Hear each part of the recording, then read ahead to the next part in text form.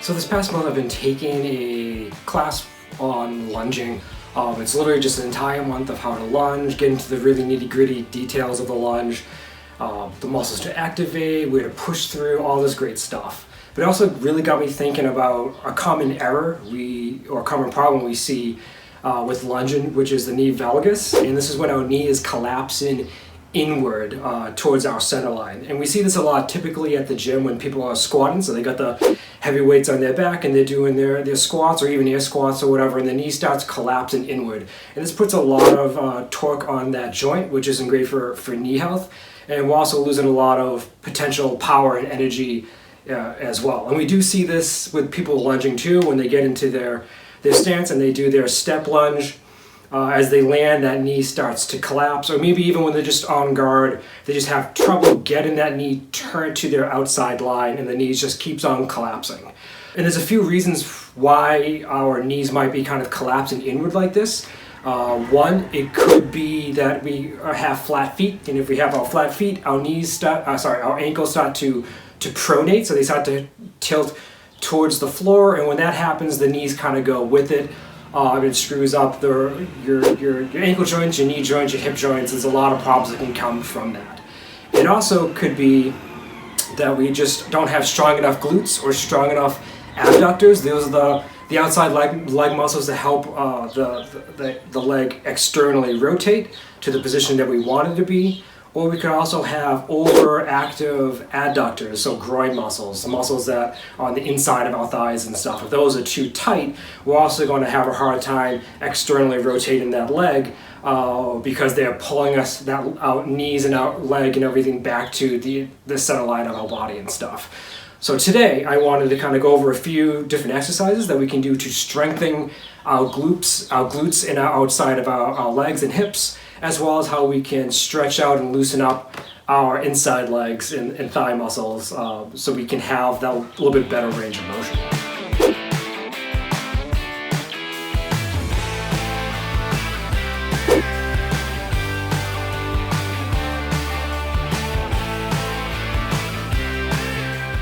Alright, so first up we're going to do is resistance band split squats. I'm just using my regular resistance bands with the two handles. The infinity bands, so the resistance bands with that's like the continuous loop that's a little bit flatter, a little bit more comfortable than this one for this particular exercise, but I'm making do with what I got. So first off, I got my resistance bands secured to my table leg. You want to make sure that whatever you secure this band to, it's secure and it's not going to pull either the table or a radiator or whatever pipe it's connected to off. So we want to make sure it's nice and secure. I have it at just above my knee, nice and as parallel as I can get the band. I don't want it below the knee because it's going to put a lot of pressure and torque on the kneecap itself, so I want to make sure it's above the knee. And what we're going to do is we're just going to get into a split squat stance, and we're just going to be doing our split squats. And what is happening is this resistance band is trying to pull my leg into the center line. Having the resistance band pull our leg inward, we need to engage those muscles that need some strengthening to make sure our leg is in the correct alignment. And I'm really trying to push off with mostly just my front leg. The back leg is really just kind of there to help me with balance and such. And as I'm doing this, I'm really thinking about engaging my outside of my leg muscles to make sure that I'm keeping my leg knees and toes aligned and pulling to the outside, so they're externally rotating and not collapsing. Another thing to kind of keep in mind is to do this on both legs, so not just your lead leg, but also do to your offside leg, because if it's an issue on one side, there's a good chance it's an issue on the other side. So making sure that we hit both of them and making sure that all our hip and leg muscles are strengthened is super, super important.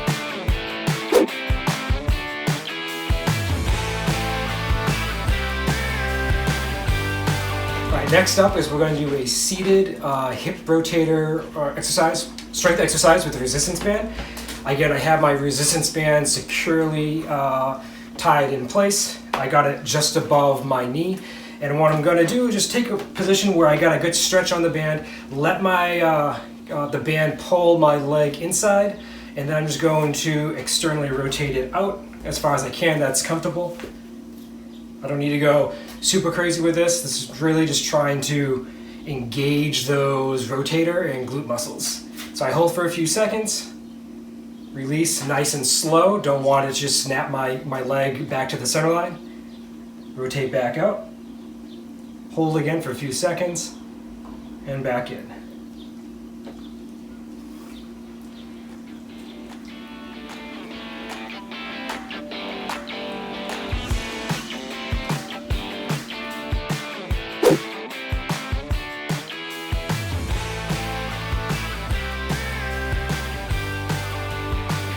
So next up is clamshells. This is a pretty well-known particular exercise, but it's great for working again those external rotators, your abductors, and your glute and other hip muscles.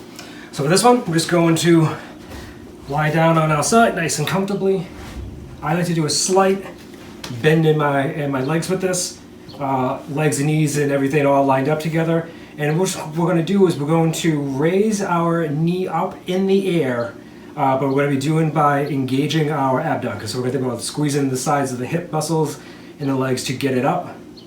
Hold it for a few seconds, just like we did with the other exercises, and then back down, and then back up, and then down, and then up.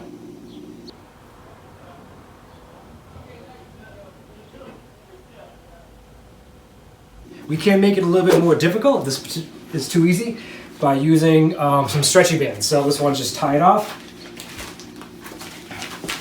Again, I want to put this just above my knees, never below the knees with these. Squeeze it up. This resistance band is now making it a little bit harder to get that squeeze on the muscles. It's a little bit more tension. Hold it for a few seconds. Back down, then back up again.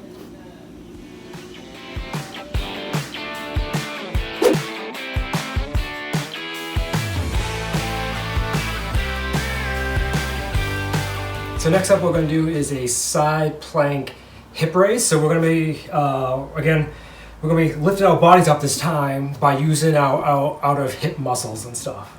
And there's a few different variations we can do this in terms of making it more challenging. And this is also going to work a little bit of your obliques, which is super good because we also need those for fencing as well to be nice and strong. But we're really going to be concentrated on the hip portion and the leg portion of this exercise. So the basic version of this is lying down. I'm going to have my leg that's on top with a nice flat foot.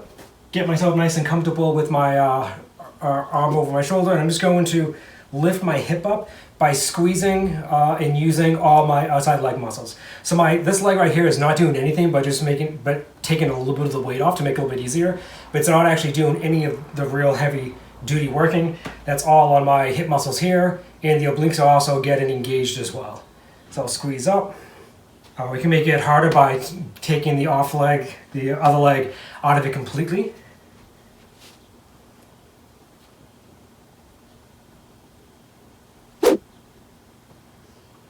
And yeah, I'm doing this all with my side of my outside glute and hip muscles. I'm doing all the heavy lifting on this one.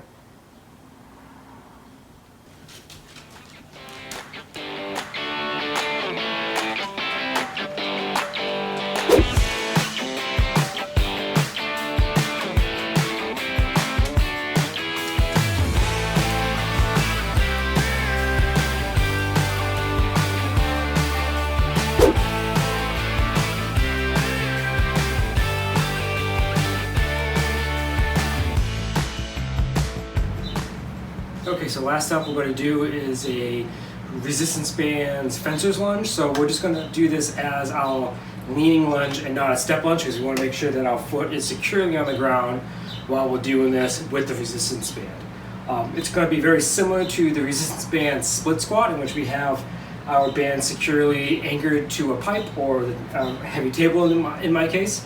I've got the resistance band above the knee. Again, we don't want it on the knee or below the knee. We want it above the knee. And from here, I'm just going to get into my on-guard stance. Make sure I get good tension on the band. I don't want it being lax. Because once I get into my defensive stance like here, I want to feel this tension of the band trying to pull my leg inward. Because even from my defensive position, what happens a lot, and sometimes this happens with me too if I don't warm up well enough, is that I'll kind of kick my foot in and the knee and everything else goes with it, and this is not a great spot. Usually even from this spot, I'll lunge correctly, but moving in this position, just standing in this position isn't super great. So if you find yourself doing this on your on-guard stance, just working on your stance with this resistance band is really good to making sure that you're engaging the outside leg muscles, your hip abductors and such, to make sure that your leg is in line with the outside line and not kicking inward like this, which can be really bad. For the actual lunge part of this particular drill, again, I'm going to start off with my defensive position here. I'm going to really focus on throughout my entire motion, making sure that I'm engaging my outside leg muscles, especially the hip muscles, the abductors. So from here, I'm going to extend forward, go into my offensive posture by hip hinging over my lead hip, and then I'm going to shift my weight from my back leg to my front leg, hold it for a few seconds, because right here from this position, I can feel a really good tension on my outside of my leg. And then I just recover in reverse. Nice and slow. Because we got a band pulling us right here, we don't want to do anything super explosive in this particular style of the drill, so we're going nice and slow and easy. And again, extend, offensive posture, lean forward, hold for a few seconds, really think about engaging those outside leg muscles. Recover back.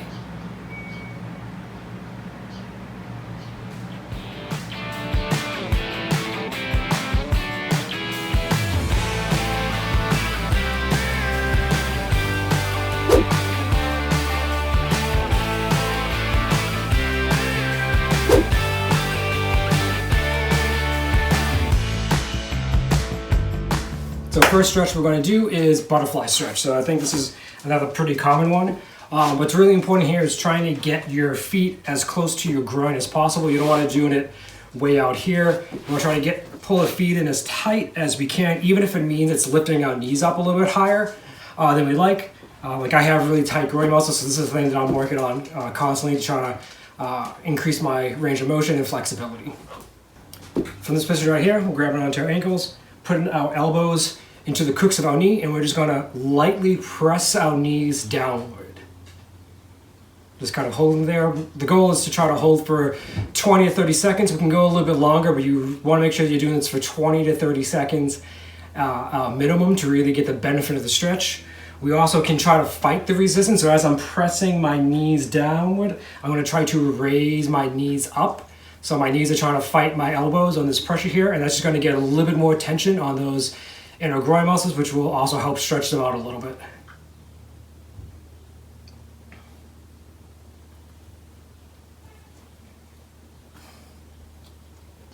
Now we can also do the butterfly stretch as a particular warm-up exercise, and what we're going to do is still get into that same position as we did with the static version of this. Hold it onto our feet, and we're just going to kind of pretend we're little butterflies and flapping the wings that are our legs, just nice and easy. We're not doing anything crazy. We're just trying to get the muscles used to moving and a little bit more limber. But active stretching and dynamic stretching like this is really good for your pre-fighting warm-ups, be it an event or practice, as it just gets the body a little bit more primed for action.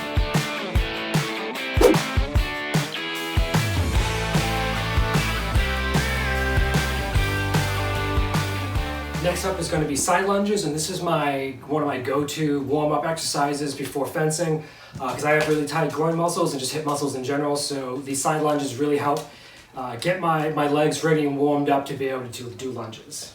Hey buddy, I know, you're just always helping. You're just always helping because I'm talking by myself. So for this, I'm going to start off with my knees a little bit further than shoulder width apart. I'm going to sink down what's comfortable. I'm just going to slide to one side, feel the tension, then back to the other. And what I'm doing is I'm trying to not bob up and down, trying to keep my head nice and parallel and just let the tension and the stretch move from one side of my legs to the other. Back and forth, nice and easy. As I do this, I will start feeling a little bit more limber, and when that happens, I can either go deeper in my stance, or I can make my legs a little bit wider.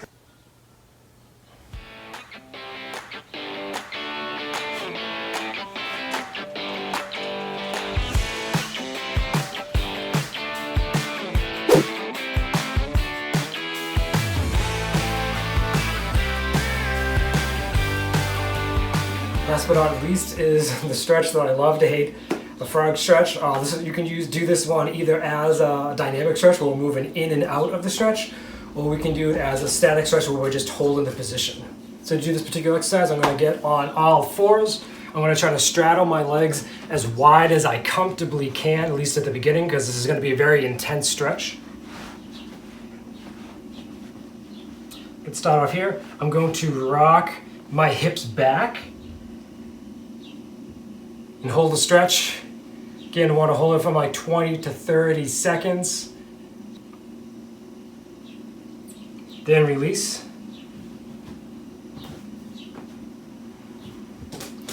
If I'm doing it more as a dynamic warm-up stretch, again, get into that wide leg straddled, lean back, hold it for like 3 to 5 seconds.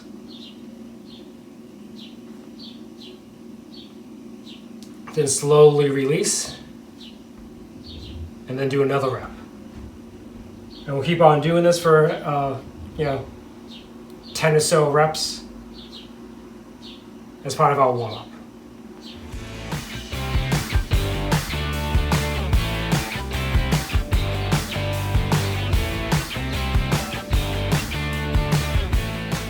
And that's it. Those are some ideas of how you can combat knee valgus in your lunge.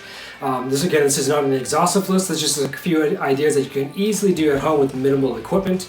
And you don't need to do all of these either. You can just pick like a couple of them to do as your warm-up or as your cool-down, or throw them into your regular training regimen either at home or at the gym.